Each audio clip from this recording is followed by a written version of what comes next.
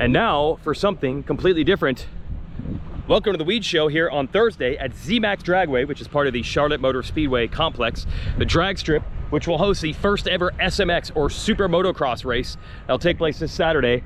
That's Charlotte Motor Speedway right there, where they have the NASCAR races and where there was a Supercross back in the late 1990s on the infield, kind of Daytona style. And past the suites there at the start of the drag racing strip is the dirt track. And that's actually where they held the MXGP race here one time back in 2017. But what is this? This is what is being billed as SuperMotocross. The idea is to have both the elements of Supercross and Motocross come together in a 3-race playoff format to determine who is really the best rider out of the two series. Now look, that has been a bench racing debate that has raged forever.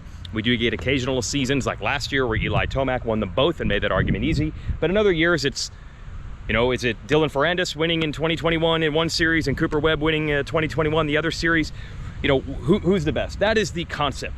But let me tell you that this playoff idea and this racetrack, and by the way, it does have elements. You see an over-under bridge, you think Supercross, but you do never see a Supercross track with disced up dirt and sawdust mulch and water, you know, in there deep. You're not racing, are you? Dude. Oh, you're back. Why wouldn't I be racing? That's right. That's right. You're just here early. I mean, it's you getting some gravel time in. Yeah. RJ Hampshire. That's right. You're back, bro. Dude, yeah. I knew you were. I got a little confused with another event of which we will not speak of yet. That's right. We're talking SMX right now. We're talking SMX. I could have raced Indiana. Oh, really? Yeah. Okay, good. I could have, but yeah. Yes. So you've been back on the bike. You're not rushing back. You're good. Yeah, no, I'm fine. It wasn't necessarily my head that was the issue. Like, dude, I figured some other things out whenever I did that when I went to the doctor. Because you had some stomach issues, right? Yeah, so I've been battling a bad autoimmune disease that I found out about. Okay. So I was like, might as well take that extra week to try to recover a bit. Yes. Yeah, no, I'm good. So you're actually better now? Yeah, I think so. Okay. We'll find out this weekend. Well, yeah. I mean, but do you even know what to expect? We got disc up dirt. I did not expect that. We have real, like, moto style, like, disced up dirt. Yeah, that's what I was, my suspension's really stiff coming here, and that is not gonna feel good when it gets choppy. I know. I was almost happy because I'm like, dude, they're saying it's gonna be both, and I'm like, this is nothing but Supercross, but now that I've seen this, I'm like, okay, there's gonna be braking bumps. No, yeah, it's gonna be that chop, that ruddy chop that's gonna be very sketchy with Supercross suspension. Well, that's why they wanted no whoops. Yeah, you don't need the whoop setup. Yeah, I might need to go tell the boys. Let's let's look back at my last outdoor setting. Is there stuff they could do at the track? It's not too late now. Like you could. Yeah. That's why I think it's good they're doing that Friday practice, because I feel like we're gonna come up with a lot of stuff on that. So if we just had to go racing on Saturday. Yeah. I mean, dude, I've been riding on full Supercross suspension. Oh, so, yeah. But this ain't gonna work here. No, and that corner over there is like that. And there's some sand too, but the rest of it's kind of Supercrossy. I don't know if. Only you would know if the angles are different. Maybe it's a little less peaky, but it looked pretty legit. I haven't seen yet. Yeah. So you're just rolling in. Yeah. Can check it out. Yeah. You're gonna get some gravel road miles in, man. This is what I seen the first time. It kind of changed my whole thought on everything. So. Hey, we break news right here. We've learned what a hybrid track it is. Now I'm back over on this section of the track. What I think is cool is I was here a couple weeks ago. I actually want to shoot a Weege show to show you what this was going to look like, but they didn't have any dirt in here yet about 3 weeks ago, and I felt like it just looked like a drag race strip. It'd be like I went to Angel Stadium right now during the baseball season. It wouldn't reek of Supercross at all. But now that I'm back, they've solved some of the major problems. Drag race tracks are super sticky on purpose if cars lay rubber down. They figured out a solution for that. They're putting sawdust down so this type of dirt and that type of dirt doesn't stick, and they can clean this place back up and get it back to where it needs to be, because I think they have an NHRA event for drag racing in like 2 weeks. I'm gonna sum up the one thing when this was first announced. It doesn't get any bigger than this. Literally, Roger DeCoster said when the SMX was announced, he said, this is the best, biggest news in the history of the sport. Now you might not think that maybe this represents that, but it does if you're a guy like him who has seen people banging their head up against a wall, not pulling in the same direction, working against each other, not trying to collectively help as one unit. And that's what this represents. And when the man who's been around since pretty much the beginning of all this says it's the biggest news he's ever seen, it gives you an idea of the relationships that the teams and promoters and sanctioning bodies used to have with each other and how significantly different and better it is now. That's high praise. just want to give some perspective. I just jumped over to the other side. That's the end of the racetrack here, or the finish of the drag racing track. This becomes the pits. There's the AMA truck, the Alpine Stars mobile medic unit. This is going to be, I'm assuming, where they're going to have a whole bunch of demos and crazy stuff for the fans to watch. And then the team's pit all over in that direction. Those are the one side of the grandstands, the left side if you were a driver on the drag race track. And the best part about holding an event here, in the distance you can see a loader working with dirt. They have an unlimited supply of dirt. Secret, there's a lot of construction going on in the Charlotte, North Carolina area, and construction usually results in extra dirt. They scoop out a bunch of dirt to put in a high-rise building or a tower or an apartment or whatnot. And they often call this place and say, don't you have a lot of acreage? Could we just get rid of this dirt? And this place takes it because they never know when they're going to need it. Sometimes it's to level out or improve a campground area, or sometimes they got to build a SuperMotocross track. So they're going to work with even more dirt over there to refine this layout. I just want to shout out Honda, who's back to backing our shows, by the way, for these 3 SMX playoff races. They've already won all the titles that were up for grabs in a normal season already. Can they do it again with the Lawrence brothers, Chase Sexton? Odds are pretty good at that. Makes winning look easy. The dominant CRF450R and 250R. The dominant CRF450R and 250R. We've talked about probably details that you've already heard. The $5.5 million on the line, the 3 races. We're going to race in Chicagoland Speedway, the old NASCAR track next weekend, and LA Memorial Coliseum the weekend after that. 2 20-minute motos in each class. Is this a joke lane or something? It's no, option. It's supposed to time out the same. Either way, we'll see about that. Yes. Yeah, you can go under and around, or you can go over. The goal is for this to time out the same and the riders can take their pick. As RJ just said, I don't know about that. This is legit. This is like really dissed up. I did not expect this. Anyway, but let me tell you what these races that you probably have heard something about are really about. And the reason why I think they could work regardless of the tracks, the pay, you know, where we're having them take place. The reason this has a real shot at working is because of how enthusiastic the industry and the teams are about this. And why are they so enthusiastic about racing into the month of September when primarily their goal has always been to race less and get the season over with more quickly? The reason why is because SMX represents a collaboration, not just a racetrack design, but a collaboration of the sport finally to be operating as one sport. As fans, you probably consider it the sport. You're not talking about Supercross or Motocross individually. You just consider it all one sport. RJ Hampshire races both. What's the difference? It's our sport, it's your sport, it's the sport. I love the sport, it's my favorite sport. As a fan, everyone always talks about it as one thing. Yeah, this is very moto-y right here. Much more moto-y than I expected. It has been far too long of seeing the Motocross and Supercross series, and that's MX Sports Pro Racing, and that's Feld Motorsports. Not quite adversarial, not quite Cold War, but not pulling in the same direction. They just kind of coexisted. I'm not gonna say it was super nasty. Obviously, I mean, I work for Racer X, it's a sister company of MX Sports Pro Racing. If there were like really, really nasty things to be said or heard, I would know. It never got that bad, but it didn't get as bad as like the noise being made by this dozer here. But when you are teams and you're investing a lot of money going racing, and you feel like the people running the races are not working together to make the absolute best practices, you know, what's the best thing we could do collectively together as one for the sport, I think it leaves everybody always on the fence. We don't want to change anything. We don't want to invest in anything. We don't want to try anything new because we don't know if you're putting your best effort in because the two of you aren't even working together. Collectively, those two groups saying, we're not only working together, we're going to straight up show you. We're going to co-promote a race and we're going to build something like this. And it led to, by the way, with that level of flexibility, they say, let's go together on a TV package. This is both Supercross and Motocross going together in a TV package. And what do the TV execs like? They want something big. They want something special. They want something they can really tell advertisers and executives, we got this awesome, exciting, grand, huge thing. And that's this. That's this. 3 playoff races with $5.5 million on the line. That's what TV people like to hear.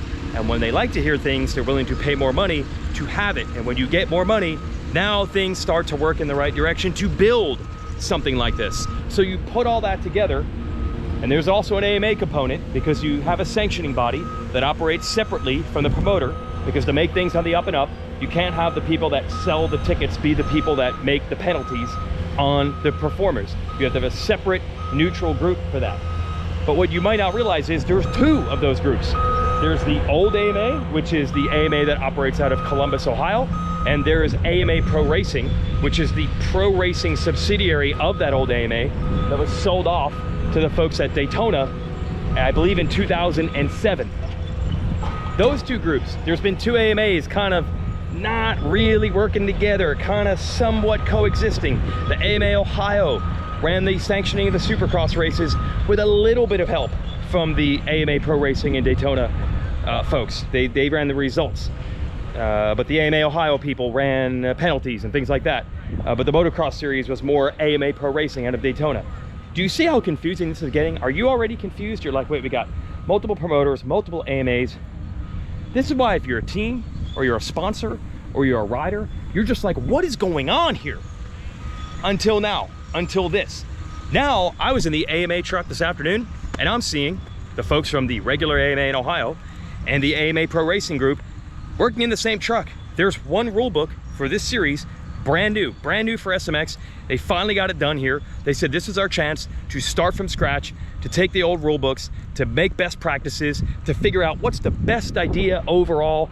We're all gonna work together on this, both AMAs, in a way they've never worked together before. Both Feld and MX Sports, in a way they've never worked together before. When you bring that unified front in, and then you go to the TV people and say, now we can make changes. Oh, you want something big and exciting and grand?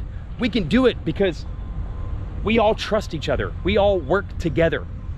That's what these races represent. And that's why the teams now are so pumped on it, where when we totaled the points at the end of the year, the top 20 in each class, everyone showed up.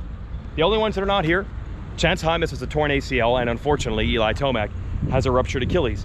But beyond that, every factory team that has a rider that's qualified into the motos, they're all showing up. Heck, Pro Circuit even brought Carson Mumford, who was a fill-in rider. He qualified, I think 16th in total points. They're bringing him. Just showing you the track here. I thought this was gonna be the more moto section because it's kind of sand rollers. If you look at the track map, you're thinking it has whoops. It's not, they're just rollers. No whoops on this track because, as I said to RJ Hampshire, they don't want guys to have to set up for disced up dirt and braking bumps and whoops.